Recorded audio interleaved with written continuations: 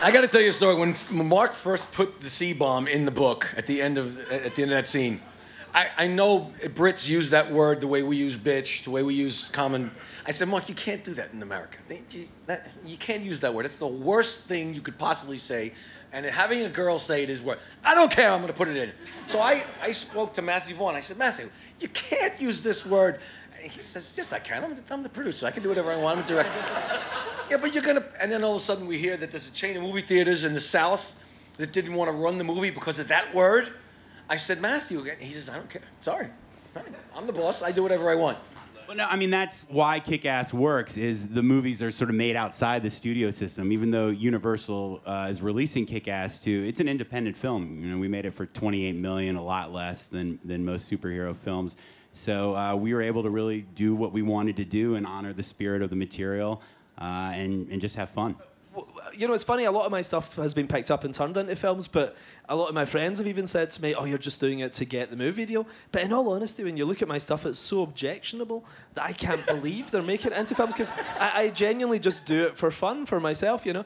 And, I mean, like, Kick-Ass, people were saying, oh, you just did it to get a movie deal. The opening scene has the hero masturbating to... it's like Spider-Man masturbating in the opening scene, essentially, to African tribeswomen, right? I mean, think about it, you know? And then you have a little 10-year-old girl dropping the C-bomb and killing guys and all that. It's like, what sane studio would ever make a movie out of that? When I found out I was in the... Well, first of all, Jeff and I go back. We don't date like he and Lindy do, but... we did a pilot together. Well, I'm not gonna. I don't want to. Don't tell about us, Donald. So we did a pilot together, and you know, I found out he was directing Kick-Ass 2, and I just, you know, emailed him, yo, congratulations, man. He was like, dude, there's a part in this for you, but you gotta audition for it. And I was like, all right, bet, I'll audition. So I auditioned for the casting director, and then I auditioned for Jeff himself.